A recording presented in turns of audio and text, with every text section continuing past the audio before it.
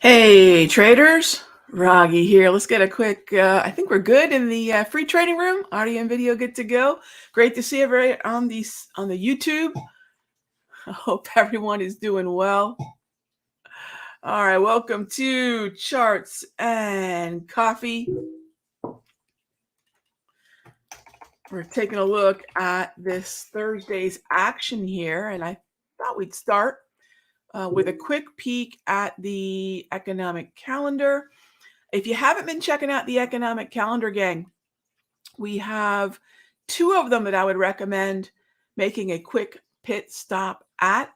First is Forex Factory.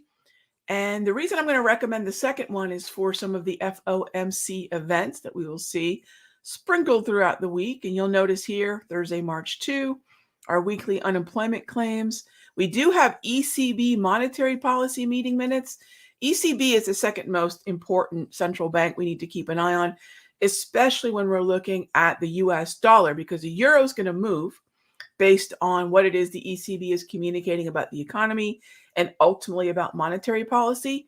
If the euro moves higher, dollar moves lower, and those are things that we need to keep an eye on. We have two FOMC speakers, but they'll be at and after the close, so really more probably going to affect, obviously the Asian session, maybe Friday's trading session where we have ISM services, FOMC member Logan, and a pretty interesting couple of days on the heels of yesterday's ISM manufacturing report. Ultimately, all of this data can most succinctly and frankly accurately be understood through the reason we're looking at all that stuff to begin with. And the reason that we're looking at all this data and whatever the FOMC is saying is because we want to know, where are they taking rates? When are they going to stop hiking? And then when are they going to start cutting? And those are the three questions we're always asking. Where are they taking rates in terms of that peak rate? When is that likely to be reached? When are we going to stop seeing the hikes? And then fast forward, when do we expect the first cut? And it still seems to be, if we head out into June, it looks to be June, July. Now, what's interesting is, if you're wondering, Ron, why have equities been under pressure? It's, in my opinion, never the data. It's what the data then suggests the Federal Reserve is most likely to do. We have now pushed out to a possibility, not a probability, but we have now pushed out to a possibility of yet another quarter point hike and this is the month of July, gang. So we could end up peaking in June, sure, or we could end up peaking in July. Peaking in June would have us at 5.25% to 5.5%. Peaking in July could have us at 5.5% to 5.75%. Equities are not going to like that.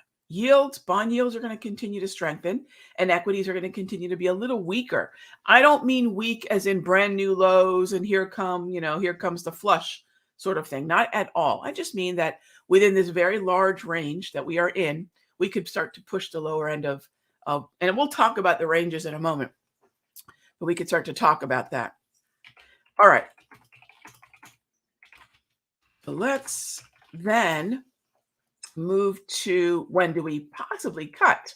All right. It all depends on where we peak, right? In order to understand what any of this means, we need to know what that peak rate ultimately is. It's not looking like we're going to see a cut in 2023 because November and December were at one point where we could see that rate cut. Ultimately now, it's looking more like that's going to push out to 2024. And again, it's not as big a deal that we might move out a few more months. What the big deal is where do we stop seeing rates going higher? When, as in which meeting, does that finally happen? And then we can move on to the third piece, which is the cuts. All right. So right now, equities being kind of in a bad mood make perfect sense when we look at a rate of change in terms of target rate probabilities. So we don't have to worry about what an ISM number means. That's really difficult. We just need to know when it's coming out and what it does here. And this is the easiest way to decode macro. Really, anything regarding macro that doesn't focus on this is just not what anybody really cares about. We could have cocktail party discussions about macro, or we could have the kind of macro that we know is moving the market. And this is the easiest way to do it. So I hope that makes sense. It's very easy, right? Why wouldn't people talk like this from the perspective of making macro easy?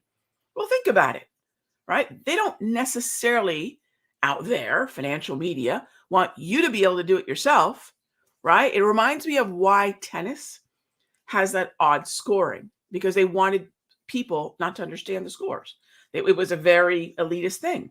Well, I think financial media can be that way too. So that's why I think there are easier ways to do it. Let's follow the data. Let's use rate of change. It's the easiest way to measure it. So I hope that helps. Really, really simplified macro. All right. So next up is right on back to my second favorite economic calendar, which is worth keeping on your bookmarks. If for no other reason than sometimes it's going to have FOMC speaking events that won't be listed on Forex Factory. So it makes sense to take a quick look here. You'll see Logan Bostic Barkin, right? So sometimes some of these events won't be on Forex Factory, right? Notice how we don't have those other two events here on Forex Factory, but they are here on Trading Economics. So tomorrow at 11, tomorrow 11 and 11:45, we have Logan and Bostic. And Bostic has been moving the market. Definitely want to keep an eye on that as we we basically wind down the first week of March. And we know what Bostic did earlier in our late February last week. So heads up for that one tomorrow. But we'll talk about that when I see you for Charts and Coffee. All right. So let's see. Bobby the Noob said level 2.2. That's great, Bobby. The scale of the chart says current target rate 4.5 to 4 3/4. Are those basis points? Correct. Yes. When they have the BPS, that means basis points. You got it. Now, the current simply means that's where we are now, for those of you that are wondering what Bobby's asking. And correct. That is the basis points. You got it. All right. Question from the free trading room. Yeah, let's jump on over to the chart, shall we? All right. Question from the free trading room. Good morning. Hey there, Ann. Now that Tesla's investor day has passed, would I briefly review my recent video? Sure. Thanks, Ann. All right. Yeah, let's take a look at that. Okay. So Tesla, what I wanted out of this investor day meeting was weakness. Right? We know it's a catalyst for more intense opinion, and what we would have liked to have seen is even more weakness, frankly, than we saw. We could have easily had a reversion to the mean, a mean reversion to the 34 EMA wave. That would have been great. Or let's jump on over to the DPMRs. The other thing I was looking at is for the DPMRs to sink into, you can see right in here, sink into the weakness of support, right? Sink into support. We want the weakness, and that would sink into support. I haven't got that yet. However, one of the things that I mentioned was that area around 200 as an aggressive level to consider, and I'm still fine with that. However, every single day, the daily price movement ranges look at the volatility of Monday versus Tuesday, Tuesday versus Wednesday, etc. Every day, Monday, Tuesday, Wednesday, Thursday, Friday, has its own volatility patterns, its own volatility behavior. And so that's why these update ever so subtly every single day. Monday's behavior is not necessarily the same price movement range as Tuesday. And by the way, that's also why these, whether that be HPMRs, which are for day trading, or DPMRs, which are for swing trading. That's the difference, by the way, gang. What type of trading style are you trying to master? The DPMRs have to be updated about every 4 or 5 weeks, while the HPMRs are about every 2-3 weeks, or depending on the contraction and the expansion of volatility, which is something that both Lorna and I are constantly monitoring. So it does require, hey, has volatility contracted or expanded? And then that gets calculated into the algorithm that projects those high and low ranges. And I don't mean to say algorithm to be all fancy. It just is math. It's just math. So yeah, and I want to look for a low that I can buy into. Same thing goes for XLY. I want a low that I can buy into. Now, since we're talking about XLY, and let's go take a look at the multi-chart of all the high concentration weighted stocks within the consumer discretionary sector. And is there relative outperformance? Tesla is the relative outperformer on the daily time frame. I would also keep an eye on McDonald's around 200 and GM. I'd keep an eye on GM as well. Not the same quality in terms of trend that Tesla is, but McDonald's and GM. I just finished watching Coming to America. Who remembers that movie? Eddie Murphy, Arsenio Hall. Every time I see McDonald's, I want to say McDowell's. Who here feels me? I'm totally dating myself. So anyway, I would keep an eye on the 200 on both McDonald's and General Motors as well. But yeah, the one thing that those two have better than Tesla is they are north of the equator. They aren't the price actions established above that level. So in some ways, they are more bullish than the uptrend that we're seeing on Tesla that's running into that 200. So keep that in mind. It's an interesting contrast in structure and levels. But I do like, for sure, the pullback buy in Tesla. We can keep an eye on McDonald's support at the 200. That might be worth definitely keeping an eye on. And then GE. Or sorry, which G was it? GE or GM? I know we've been looking at both. I think it was GM, not GE, GM. GE, by the way, is in an uptrend. So if you were looking for dips to buy, keep an eye on General Electric. Yeah, so I'd keep an eye on this, on GM as well. Okay, thanks for the question, Ann. I appreciate it. I hope that gives you something to work with there. Great. So again, remember that the idea is not to be a buyer at new highs, but the idea is let's use this volatility event to see the lower lows and then buy into support within the context of an uptrend.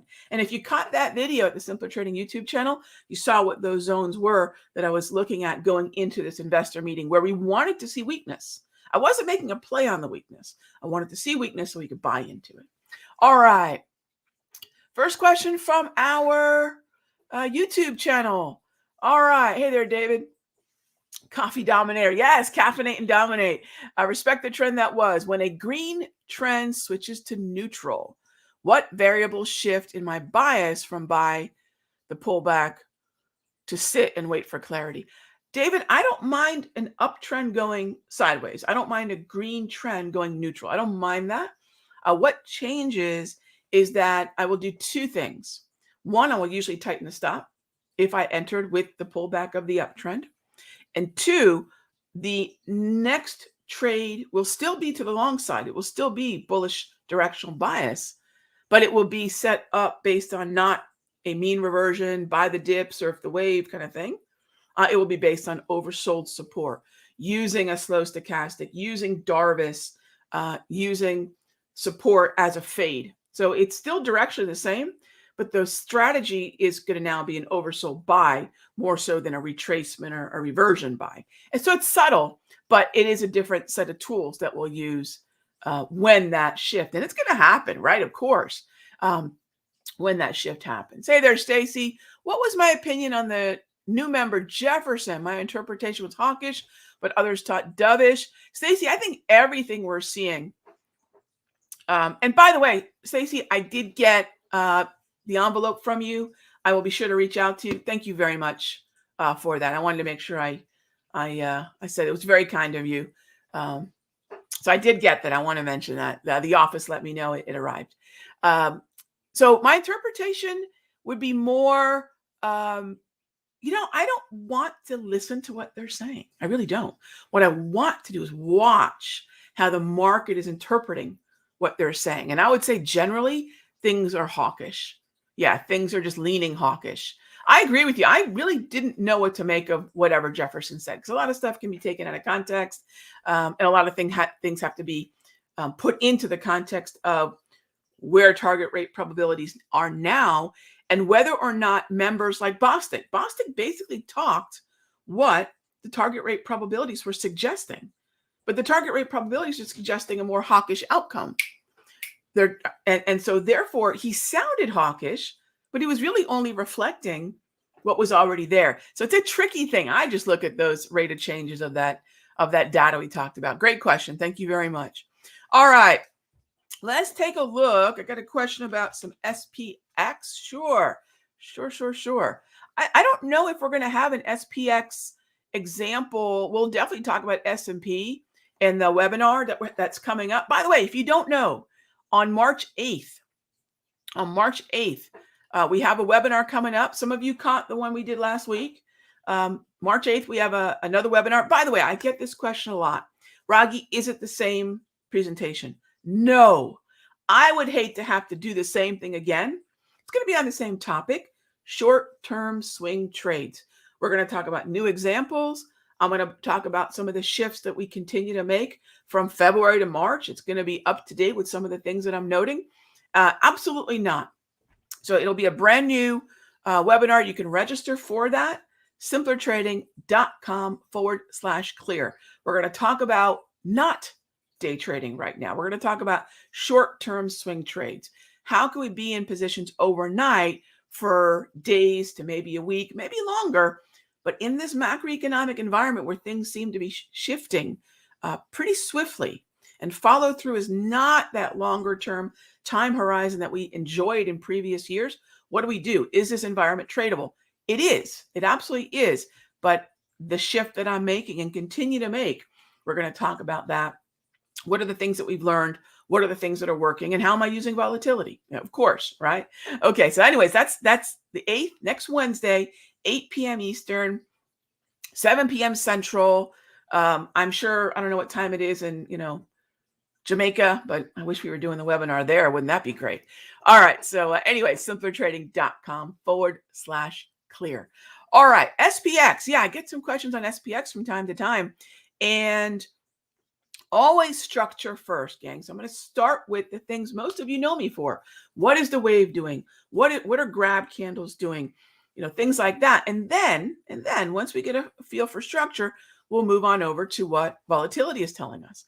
And this is where I do love having a point on the chart where I know it's time to act. Until we get to this level, or until we get down to this level, there's very little for me to have to do. I say have to do. I don't have to do anything until the clarity is there that compelling enough for us to put our capital at risk, right?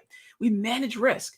So what about longer term daily price movement range? I'm waiting for prices either to get there for a short or down to here for a buy.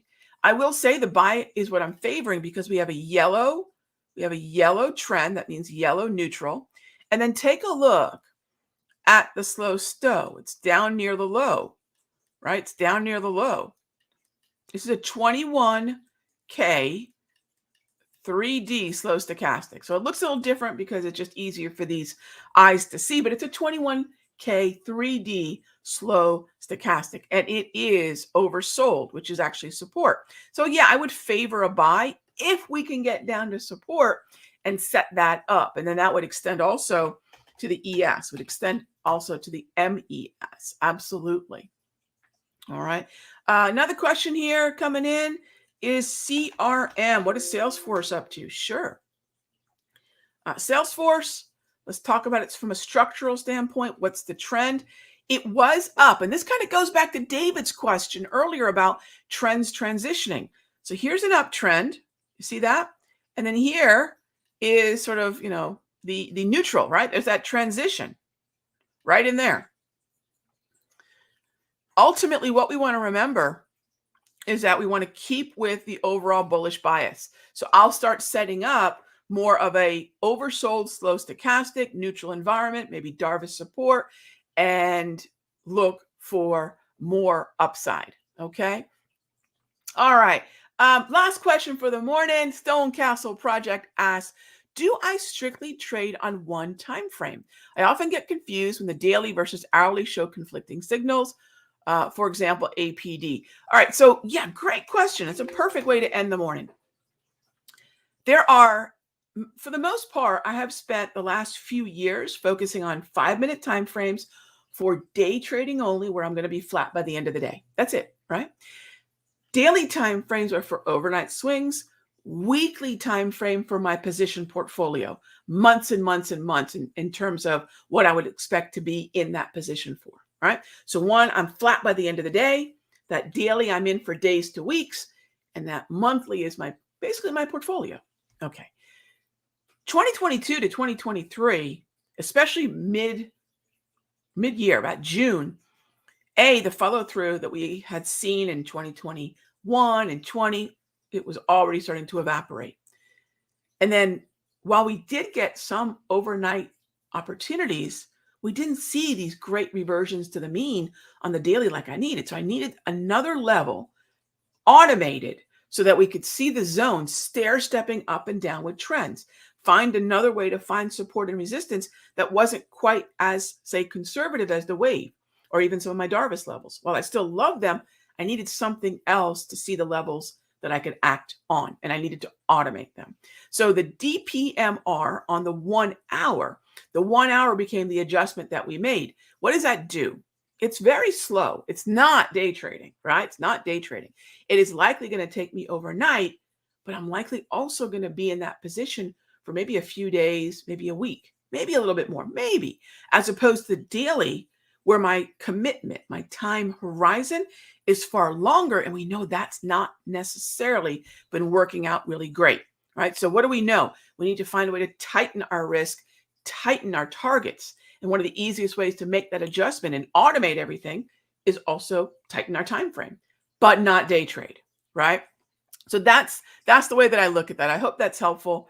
I'm looking forward to talking a lot more about this next Wednesday. I will discuss timeframes. I will discuss tactics, what is working right now. simpletrading.com/clear. Thank you as always for the questions, gang. I'll see you tomorrow. Same time, same station. Be good to each other.